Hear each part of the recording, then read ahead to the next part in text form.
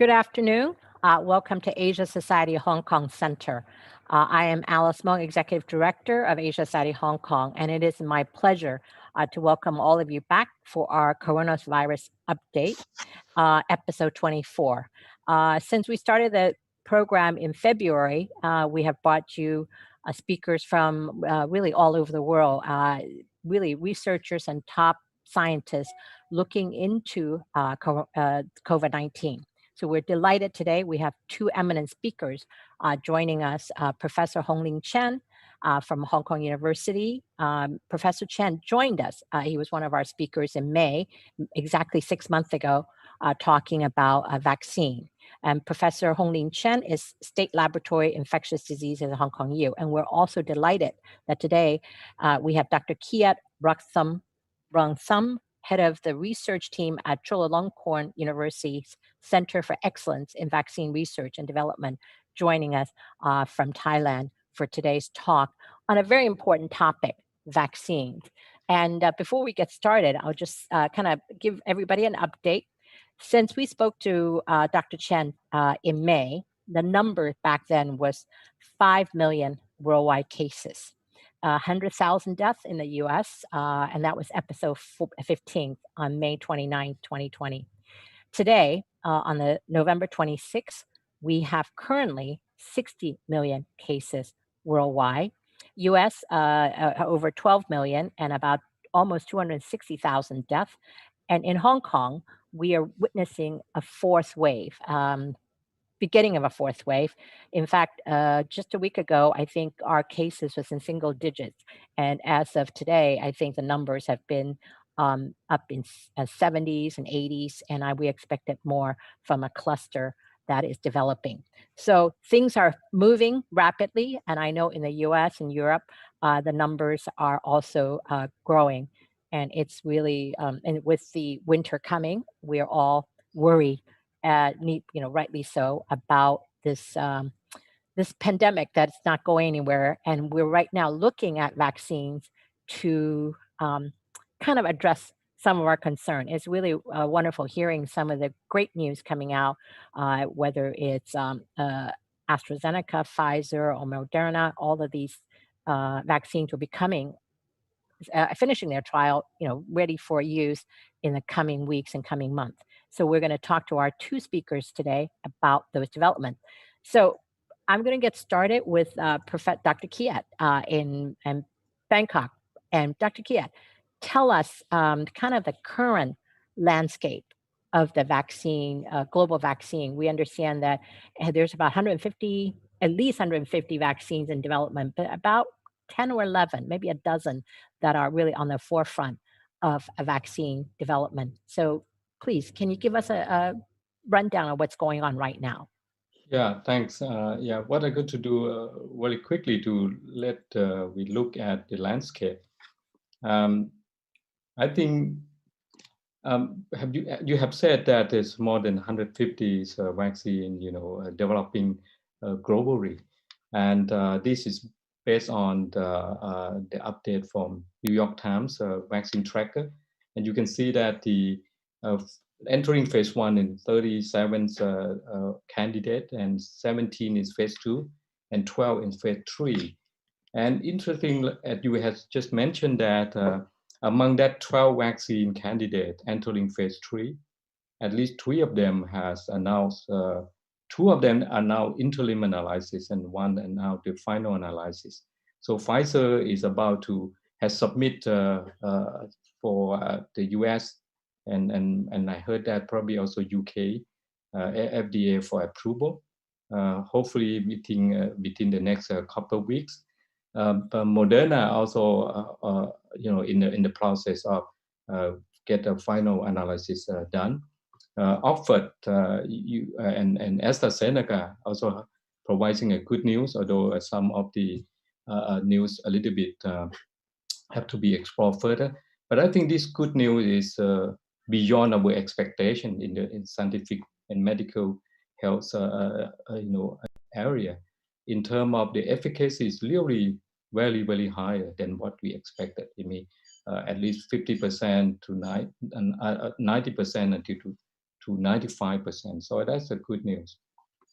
Yeah. And can you tell us some of the work that you're doing in, in Bangkok or in your research? And are you optimistic? Just kind of tell us some of your research on this subject. Okay.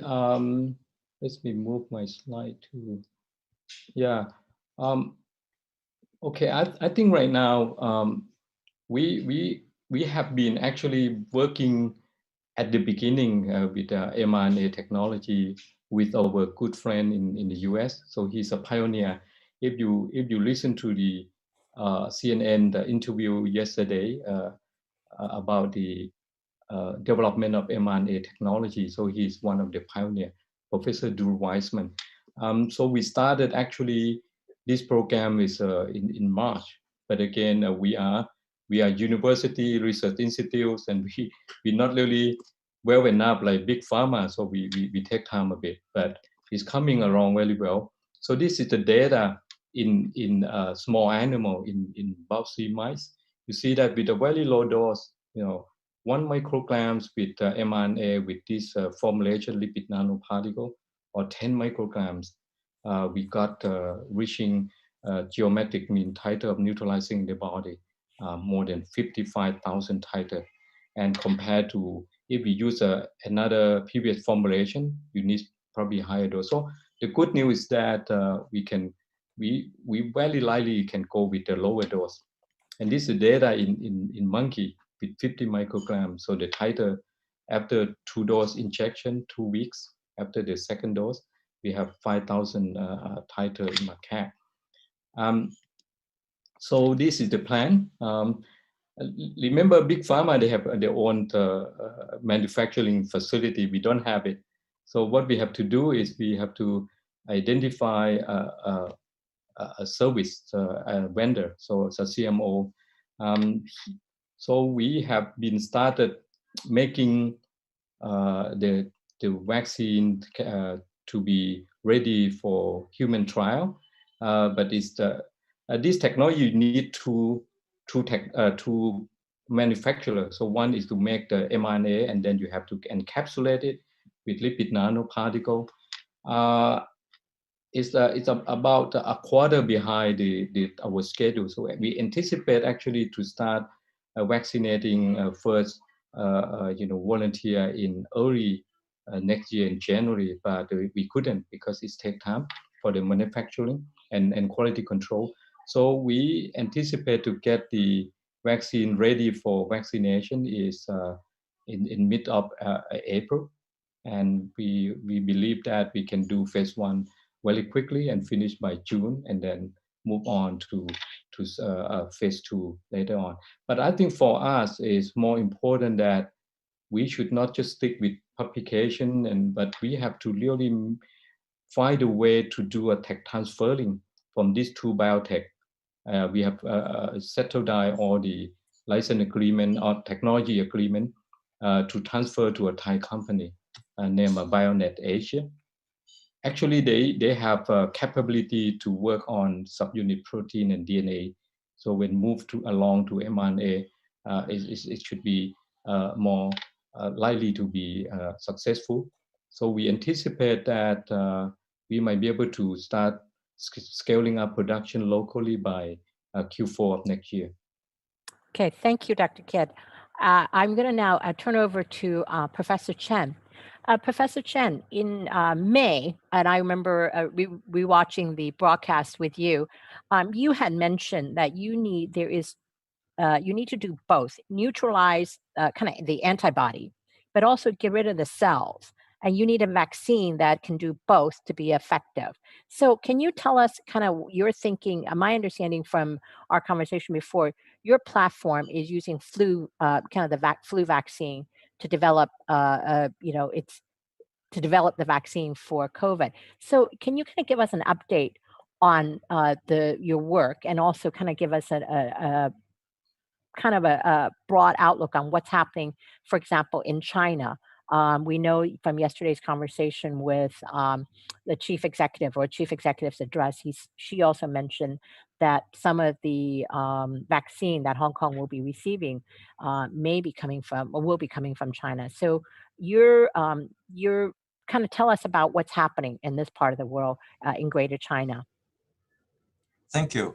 So about 6 months ago, I think we start to work on vaccine using our platform. It's a flu-based viral vector. Originally, we try to use that for universal vaccine for seasonal influenza, but that vaccine has multiple functions. So it can be used for other viral diseases. So including before we have tested using antigen derived from the MERS coronavirus. So this time we use the same strategy and to put the antigen from the SARS coronavirus 2. And in May, we are still in a preclinical study, and we receive funding from CEPI and also from local government and Ministry of Science and Technology of China. And we have been collaborating with 3 manufacturers of mainland China to produce vaccine from egg base, 1 produce vaccine from cell base. And in September, the cell-based vaccine was approved for clinical trial. So they finished the phase 1 clinical trial in earlier September. And now it's still, I think it's very close to a day they can open because double blind, the result. And they are preparing for the phase 2 after the phase 1. So that's one of the progress is the vaccine we are working on is in phase 1 and move on to the phase 2. We have another company working on egg base, and we are preparing another trial in Hong Kong Queen Mary Hospital. And because it involves some cross-border shipping and logistics, a little bit delayed, so we plan to have the phase 1 trial in Hong Kong in January. Hopefully, it's no later than that. So that's the progress we have made. And for this vaccine, it's it's different to other vaccines. It's a nasal spray, and it's because it's flu-based. So we hope it can induce more mucosa immunity in the nasal, in the airway, and because that is the first place virus infect our body.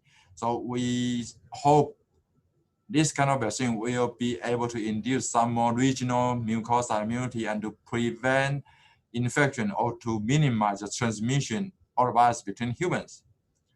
Yeah, and talking about the development on men, I know there are at least 3 inactive vaccine developed in China has been put into the phase 3 clinical trial in different countries.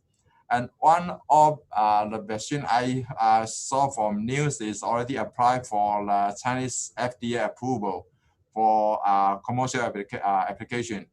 And if approved, it will be one of the vaccine in market for in China, or also I don't know if it will be also export to other countries because they are now collaborating with other countries. And also that vaccine already in WHO has a vaccine platform to share the vaccine to different countries. I think it's China also participate in that program. So it may also export to other countries. And in terms of Hong Kong, yes, as I also heard from I think they have discussion between Hong Kong SAR and also central government. So there's a possibility there will be vaccine reserved for Hong Kong. And we don't know how many and when it will be delivered to Hong Kong. Right now, one of the questions I have is really production. And I wanted to ask either of you your thoughts on this. In terms of my understanding is about over 4.5, almost 4.4 billion doses of vaccine have been ordered by the various governments around the world. And how will that, be distributed? I mean, I know that each country have their own plans, and I think the U.S. is very aggressive.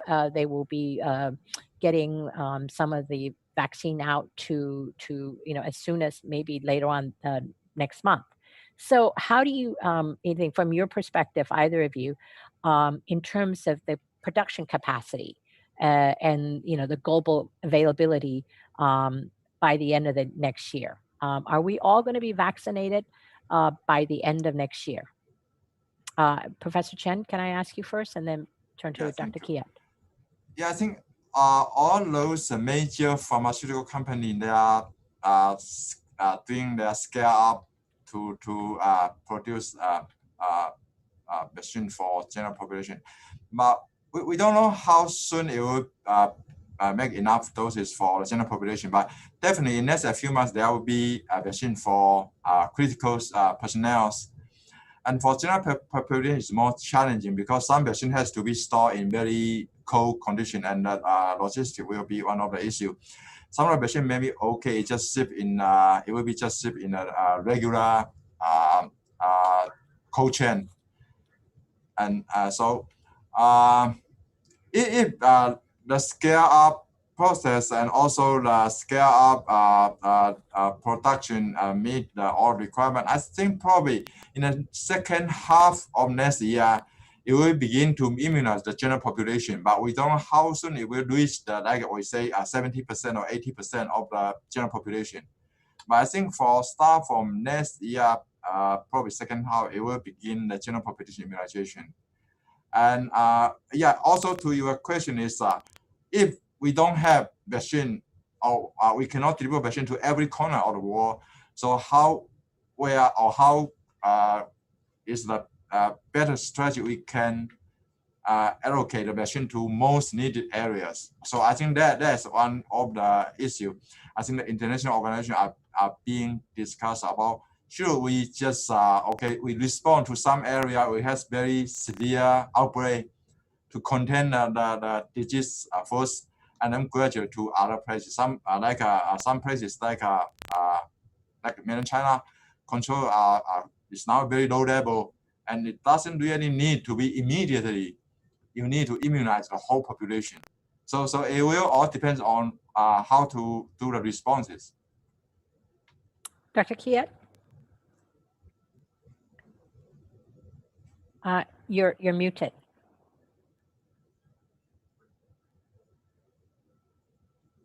Okay. Yeah, I fully agree with him that I think I would say that for the end of this year or Q1 next year, it's still very unlikely that general population in most country will get access, or even in the big country can get access to vaccine.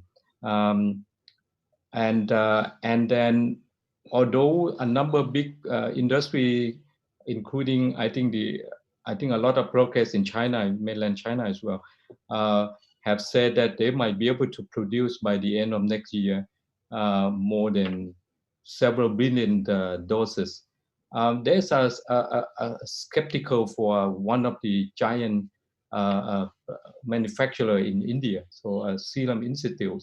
So his view is that to get, if we anticipate at least half of the world will be vaccinated, it's probably going to be a couple of years from now on. So targeted population, like Professor Chen mentioned, is I think that need to be prioritized, and then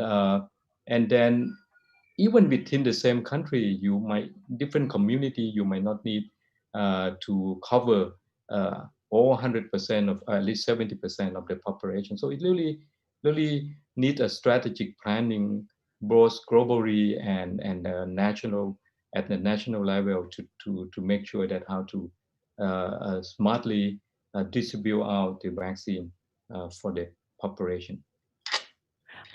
I would, both of you, I'd love to ask you what has surprised you about this vaccine, about COVID, because this is something that we've never seen before. We're used to the flu shots, the flu vaccine. Every year we get a jab, but right now, what has been the kind of the surprising element about this really novel coronavirus? It seems to be mutating, it's changing. So will we also have to get, yearly jabs, or do is there kind of a magic bullet. I mean, so kind of help us dispel that mystery about this very kind of versatile virus that we're seeing. Dr. Chen? Yeah, so why this virus spread so rapidly, become a pandemic? And that's because it's a emerging virus. We don't have any immunity. And it happened to be, this virus is from very beginning, we recognized like in late December, it's already highly transmissible between humans. It's not like previous we know those avian flu. It infect human by only cause sporadic cases. So it's very easy for us to quarantine, to control poultry, and then we interrupt or we stop the transmission. But this virus from very beginning we recognize already highly transmissible. One person can infect, cluster and then to another group. So that's why we don't have immunity and it's highly transmissible. So it's become a pandemic. And will it become like a flu type disease among humans? It's very likely. Why? Because we already have 4 coronavirus, common cold virus in humans. And I don't see there's any reason we can see this virus will be different. So it's very likely through the human adaptation, it will become a normal common cold virus. And hopefully it will not cause severe disease. So like you just have very mild symptom, running nose or uncomfortable in the upper respiratory, and they'll be fine. And if it still cause some symptom or even severe, and then we really have to use vaccine like our influenza vaccine seasonally. And that's also one of the why we are working on the influenza vaccine. If we can do that, and then we will combine the vaccine for COVID-19 and also influenza. So when we use influenza vaccination, it will also protect the COVID-19, the SARS coronavirus too. Dr. Kiat? Yeah, I'd like to add on that a bit. I think so far, I think that a number of supplies allow this COVID-19 pandemic. A couple of things. I think the first thing is that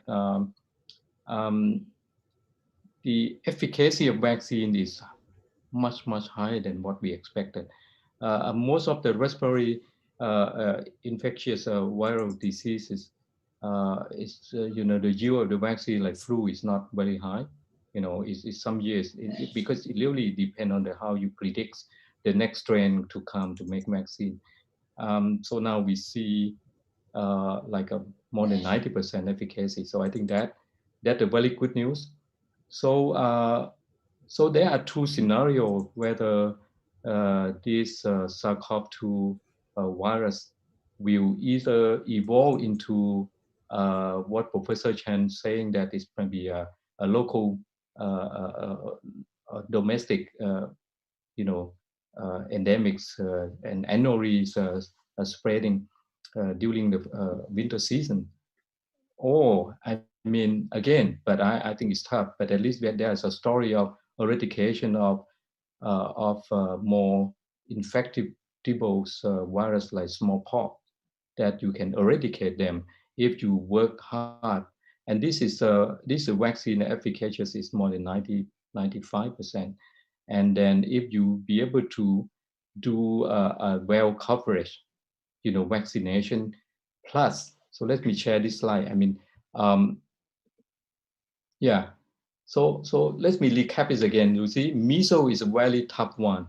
Measles you have vaccine, but at the end you still cannot eradicate measles because the transmissibility 1 to 12 or 18 person, of the transmissible rate. Smallpox is a bit similar, a bit higher than SARS-CoV-2.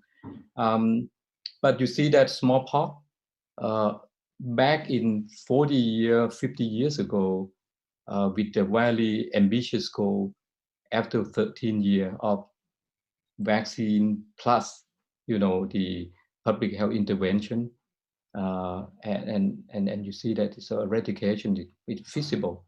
But measles is not, because it's really highly contagious. Do you have a slide to show us, to share with us? I'm sorry. Yeah, Okay. I thought I share. I just Okay. I thought, I'm sorry. I thought I No shared. problem. Okay. Can you see it? Mm-hmm. Yeah. Okay.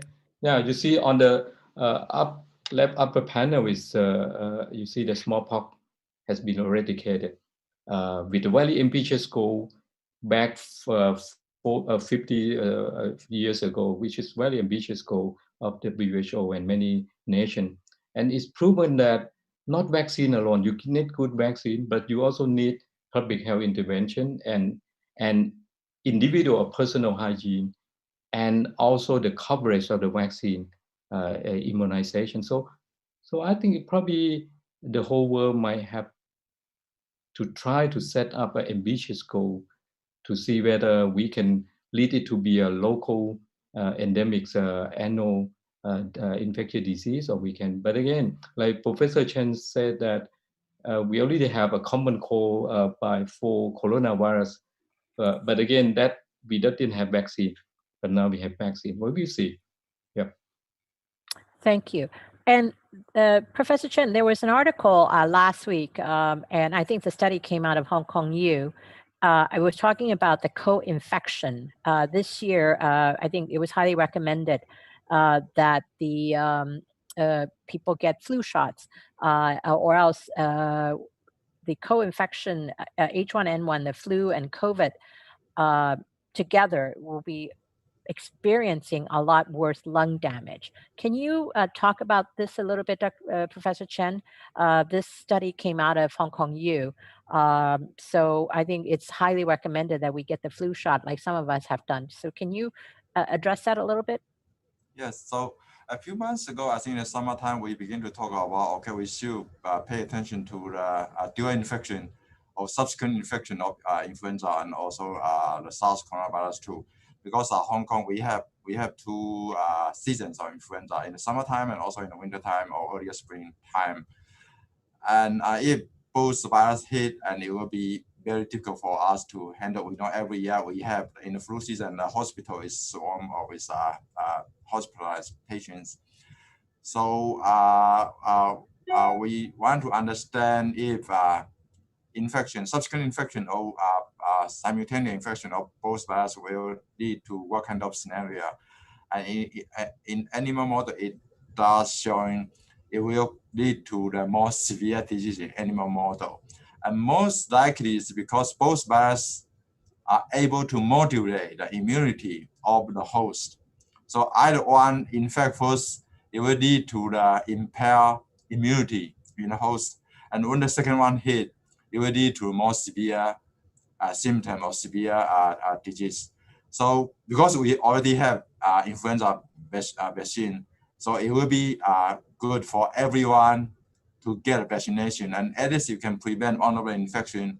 And if unfortunately you got the second one, it will not have the double hit otherwise. So since we have vaccination, so yeah, why don't we get a flu shot first and then to prevent the influenza infection, and subsequently if we have another vaccine, it will be good for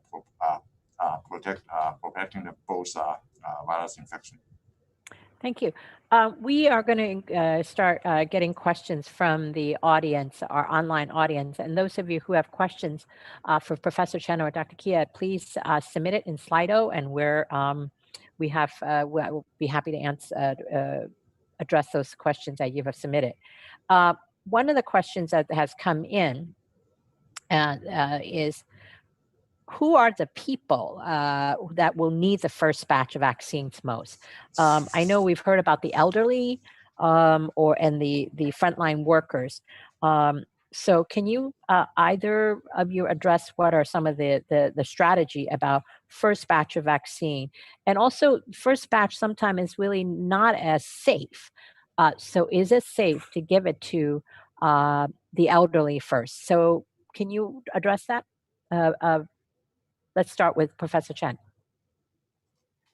Yeah, well, so I think every country have their different, they set a different priority for when the vaccine is just supposed to arrive. And most likely it will be used to protect those people, essential personnel, because they have to work even in a very risky environment.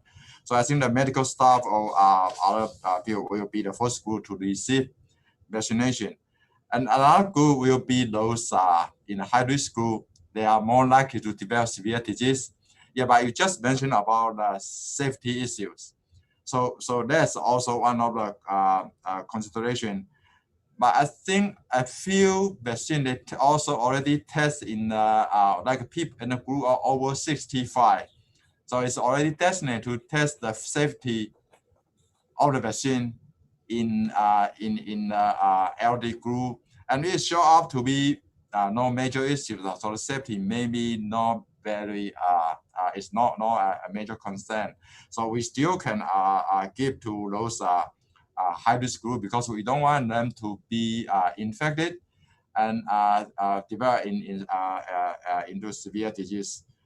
But there's one group of people we have to be very careful. Is they already have impaired immunity, and this is a new vaccine, unknown vaccine. So we don't know if it will provoke very hyper immune response. So those groups we really have to very careful about if they already have impaired immunity, and we have to be very careful. Okay, Dr. Kiat? Yeah, I have a similar opinion.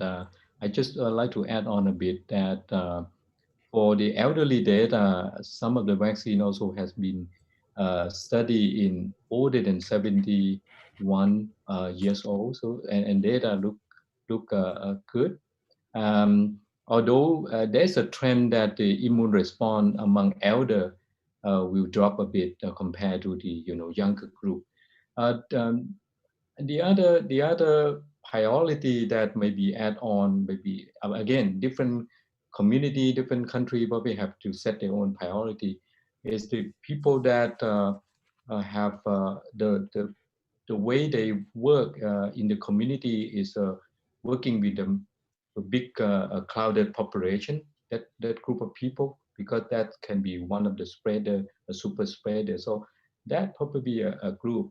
The other consideration had been discussed among scientific field in the US is that the older children, because the older children, they have also a spreader as well, a widely spreader back home into elder people. But unfortunately, when we talk about older children, the age is still below 12. And the data, we don't have that data in this population. So probably this will be a lower priority at this moment. I think one of the question I have, because lately one of the we're hearing about some of the kindergartner getting these respiratory infections and so on that might be COVID related. So would they be, ideally one of the first to try the vaccine on? Because one of my understanding with the different age group, I think Dr. Kia has mentioned the 12-year-old. So it sounds like the vaccine will have a different effect for the different age group. So does it make sense to try one group first versus the other? What is your opinion on that, Dr. Kia? So I think in terms of the FDA approval, probably they have to base on the study population age group that has been studied. I don't think they on label they won't say that you can vaccinate in the younger than 12. And some of the vaccine didn't, they start by 18. So that's the issue. So if any country or community have to decide to go with lower age group, this would be called the off-label. It means that we have to do probably under the very close monitoring and make sure that we should not do it in a very large scale at the same time. Probably we have to do a stepwise and close monitoring step. Maybe the best way to do. Okay, some of the questions are coming in. One of the questions, and I guess I'll address it to Professor Chen. This is really talking about the fourth wave in Hong Kong. we have several questions here about the fourth wave. How long do you think the fourth wave in Hong Kong will last, and what can people do to better fight against the fourth wave? Professor Chen? That's a tough question because we have a panel is dealing with this outbreak and also helping government to make the correct decision to that. But this whole fourth wave, I think if the measure now we are using is targeting the right group, and we don't see a spike in next a few days, and it means it's working. So we still expect to see the cases gradually subside to the lower level, like we say it's under, I say in a single digit, but we were never able to get to 0 case because there are unknown sources. And just C just mentioned, it's impossible for Hong Kong to do the compulsory every single universal testing. So we will still maintain a low level. Hopefully, it's always just a couple of cases, and we can open the border by a code, or we can have the tourist bubble.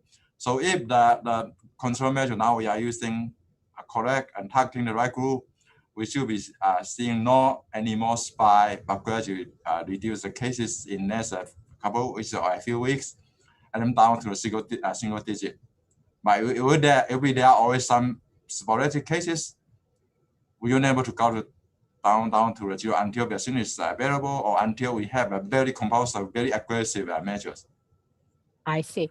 And in some ways, I'm surprised at how fast. I mean, as I said opening my opening remark, a week ago it was single digits, and then all of a sudden 70, 80 cases. So for Dr. Kiat, I know some of the things that we're seeing about Thailand and Bangkok. There's been a lot of protests by young people and mass gathering. So are you also seeing a spike in some of the COVID cases in Bangkok as well?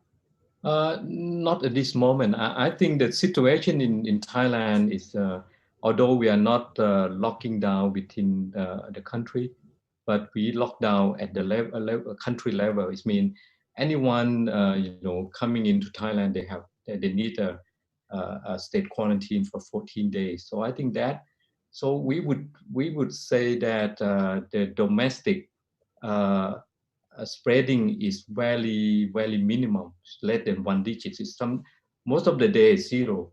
So the case report mainly from the state quarantine. So that's why if you don't have a real carrier or symptomatic people within the country, spreading around, although we probably still okay, but we will see. The concern is that we at some of the border people that the immigrant that from Myanmar, that we have to have a very caution about how we're going to prevent that illegal migrating of people, and that probably a source of can spread within the country very quickly. Yeah. So another area that I thought it'd be interesting to ask you both is when I see the protests, it's generally outdoors. And I think the cluster that we saw recently here in Hong Kong has been in these dance halls. It's been indoors. So I guess the activity, and then coming today is U.S. Thanksgiving, and in the U.S. they're worried about the clustering, the transmission among family when again indoors. New York had outdoor dining when the weather was nice. So can you, from both of your experience, the indoor outdoor, is it safer just and part of in Hong Kong, the weather has been nice, unlike the U.S. East Coast where the winter is coming. So I wonder if either of you have can shed some light on that indoor outdoor activities research that you might be able to share with us. Professor Chen? Yeah, so because this virus is transmitted through aerosol, and even there are evidence showing it can be airborne. So if it's inside in a closed area, it's most likely it will be transmitted between humans. So indoor has to be very careful. You have to keep that we call social distancing and also wear a mask. Otherwise, the chance is very high.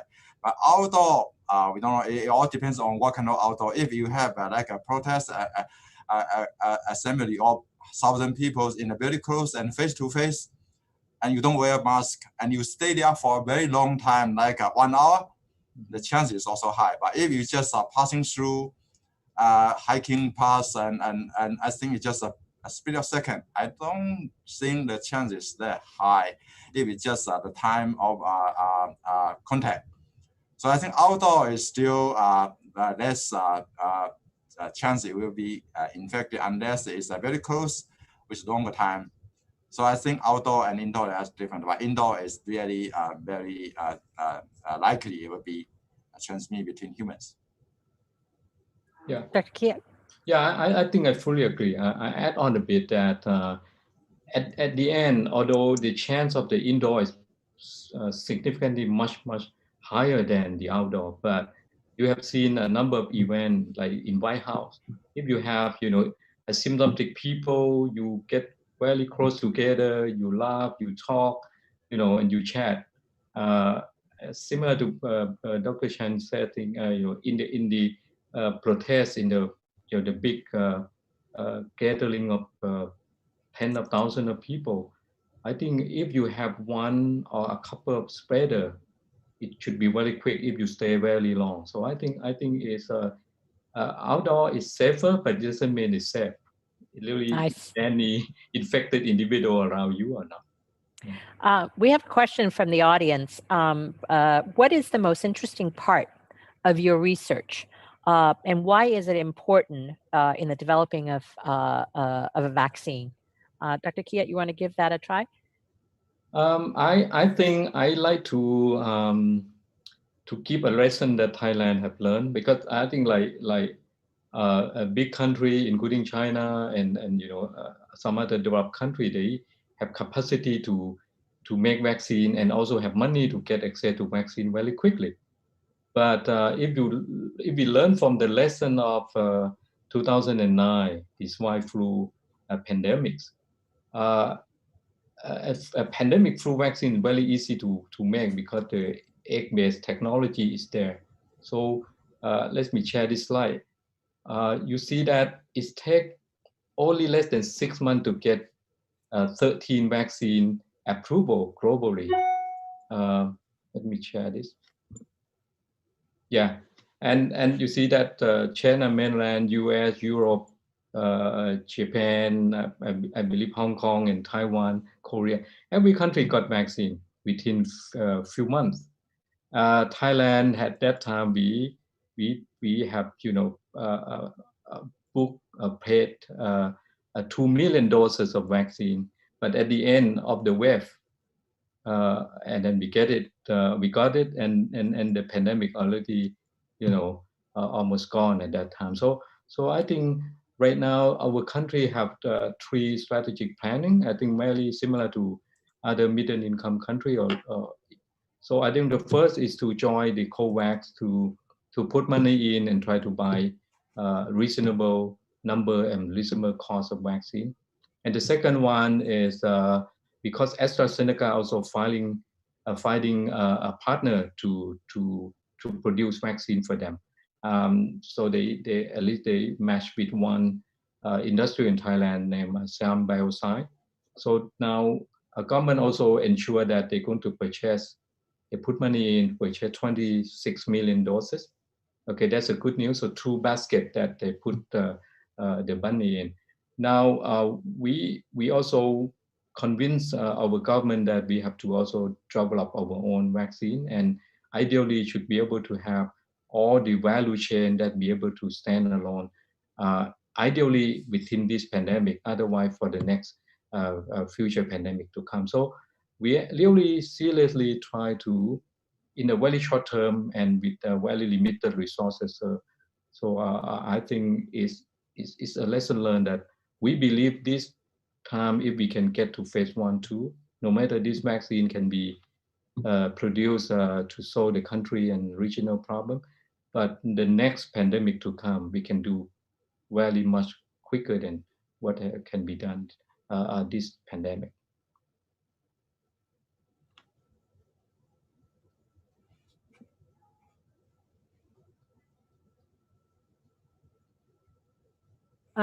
Professor Chen, any thought on, I guess the next question I kind of wanted to also ask Professor Chen is what I think Dr. Kiat touched upon is, by the time the major countries gets it, and then for this particular COVID-19, the less developed countries, I mean, it's not, we get everybody, the developed country gets a vaccine and then leave the developing country alone to develop their own.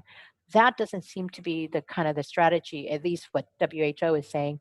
The poorer country also needs to get it, and the richer country needs to help to pay for it, or else this virus is not like others. Is that correct, Professor Chen?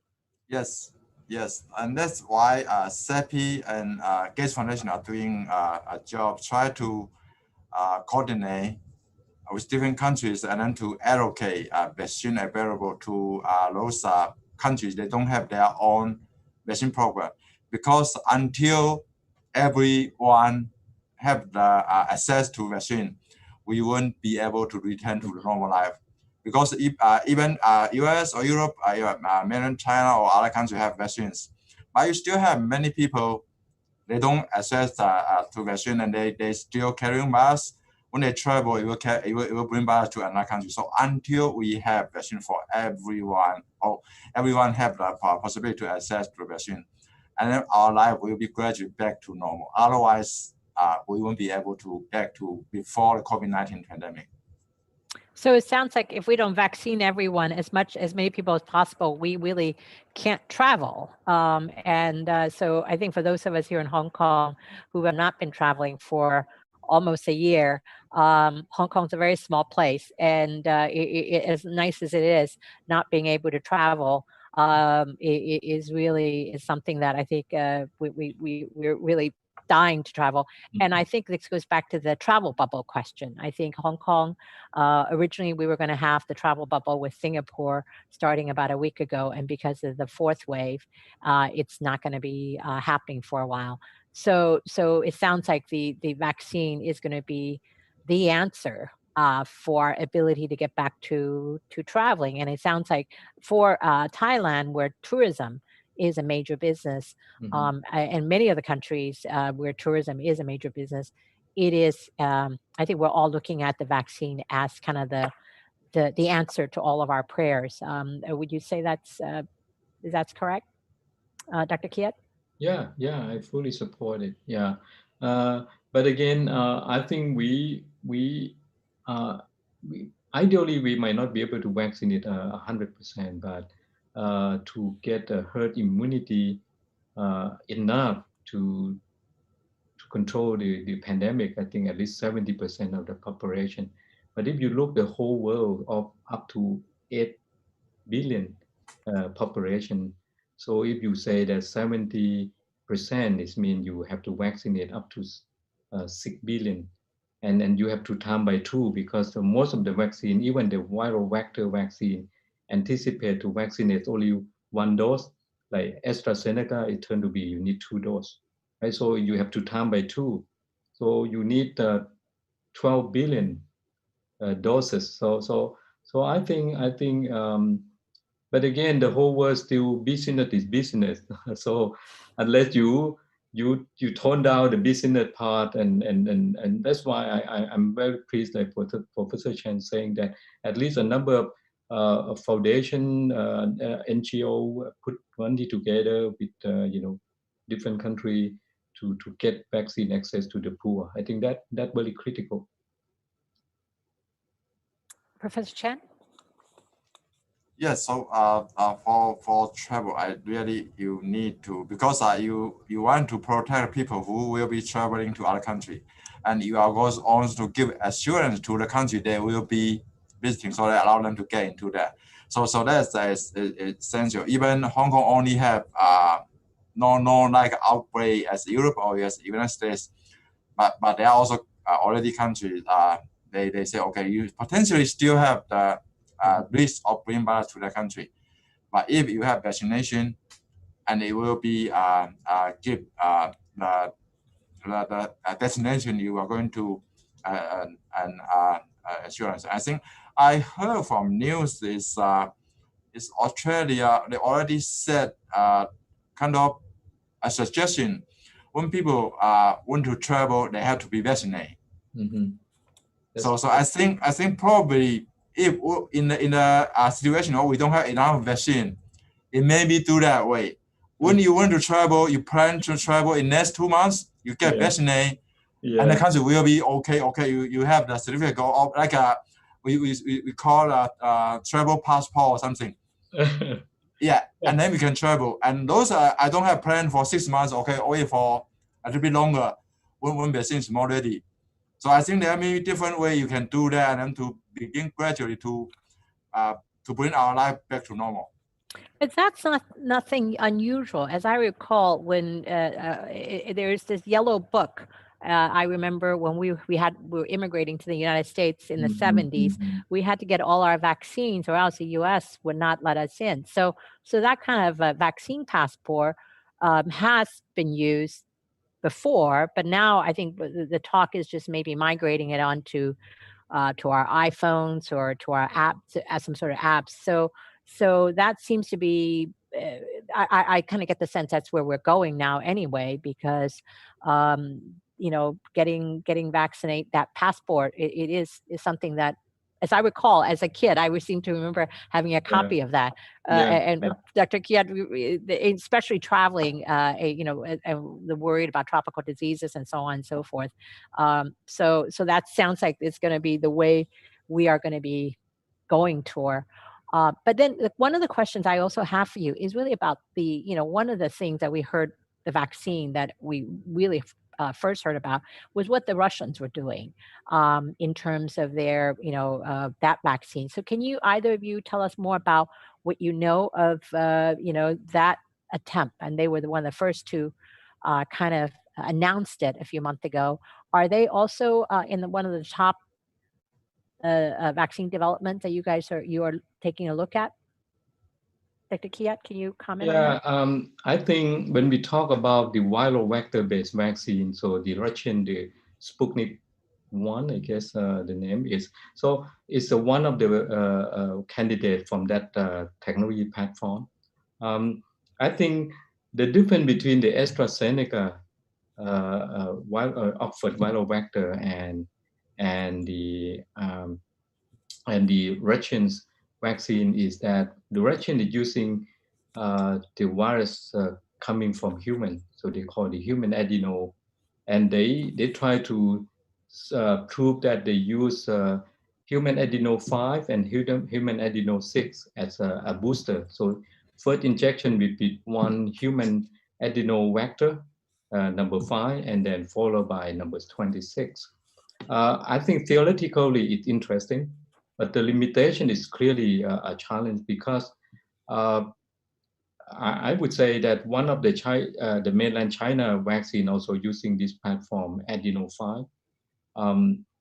The challenge is that globally for human adeno 5, people has been exposed, to this viral before. Although you use this viral vector as a vector to produce protein of the COVID-19 to induce immune responses. But our body already recognize this vector, so we're going to get rid of the vector before the vaccine going to work. So it's very clear that when you look at the neutralizing antibody titer, both the Russian vaccine, even two different human adeno immunization at 2 doses, and the Chinese viral vector vaccine, adeno 5, the titer is very low. It's less than 50 titer, geometric mean titer. So it means if this COVID-19 virus is very easy to neutralize, maybe all vaccine will work. But if not, I think there's a big challenge of whether they're going to get succeed. So the Russian vaccine data, unfortunately, the data just the data that are available mainly is very small sample size. So people really want to look at the larger scale of sample size and to see whether that will really work. If that works, it means this virus is very easy to neutralize. Professor Chen, you have anything to add to that? Yeah, I agree with Dr. Kiat's comment, and just to add a few more is yeah, adenovirus is a very old vector. It has been used for many years and tried to develop vaccine for HIV, but it turned out to be no success for HIV. And this time, because but in Ebola, it seems I think at least two companies. One is from I think it's from Merck, another one from Made in China. I think one is both finished the phase 3, and one is marketing in use in some country in Africa. And so for Ebola, seems working quite okay. Yeah, but for this one, we don't know it's a new virus. And so we will have to see more results coming in and then to analyze the result. But I think the mRNA vaccine is really a new technology, and even we don't have any vaccine derived from mRNA technology, but this time is the first time, and hopefully we will see this vaccine. This technology is very powerful for respond to this COVID-19 pandemic. I think here's the last question that I'm going to ask you from our audience. What is the biggest cooperation between university and vaccine company worldwide? That is it the Oxford AstraZeneca that we're hearing about, or is there others that you might know? Professor Chen? Yeah, definitely. I think Oxford is one of, because they have a long history on infectious disease. They also access to many resources, including those infectious disease in Africa. And they also have a good long-term collaboration with industry. So I think definitely Oxford is one of the universities have a long history in the cooperation between academic and industry. And yeah, we also have some cooperation between industry, but unfortunately in Hong Kong, we don't have many vaccine manufacturers. So we have to cross border to find collaborators. So make us life a little bit difficult because of all the border control. But you're also seeing a lot of university and pharma collaborations across the border, correct? Yes. Yes. Okay. And Dr. Kiat, in Bangkok, in Thailand, is that also? I think like Dr. Chang says, so we in Thailand we don't have many biotech company, but at least in this pandemic. So what I learned, and then we could use this approach, strategic approach to go further, is we call the quadruple helix partnership. So it means we try to have top university in our country with the top university in the world, and then these two universities link to we link to the Thai industry, and they link to the global industry, in this case the US and Canada, and then these four helix work together. You bring technology and merge, and then and try to make it as a larger scale production. So I think this platform will allow us to work with a small biotech rather than a big biotech, and then hopefully this platform will help us for the future other vaccine, not only COVID and other pandemics as well. Yeah. Well, on that hopeful note, thank you. I want to thank both of our speakers today for your time to illuminate the subject of vaccine. I think after a talk like this, I always feel better because there are answers directly from the source. So thank you, Professor Honglin Chen. Thank you, Dr. Kiat from Bangkok. Thank you both for spending the time with us. And for our audience out there, as we come to the first anniversary of this unfortunate COVID-19, we still have a lot of questions about this virus. And also, but right now, it seems to me a year into it, we are getting some answers in terms of vaccine development from all over the world. So we hope to bring you more programs on vaccines. In fact, if all goes well, December 9th, we have some experts from China, mainland China, to talk about the work that they're doing on vaccine research and COVID research at December 9th. And we hope in January and February to bring you more program on the COVID-19 update from Asia. So thank you for joining us this afternoon, and have a wonderful rest of November, and happy Thanksgiving to those of the audience joining us from the United States. And again, thanks to both of our speakers, and we look forward to seeing you at future COVID-19 update program at Asia Society Hong Kong. Thank you. Thank you very much. for having me here. Yeah, thank you very much. Yeah. Thank you.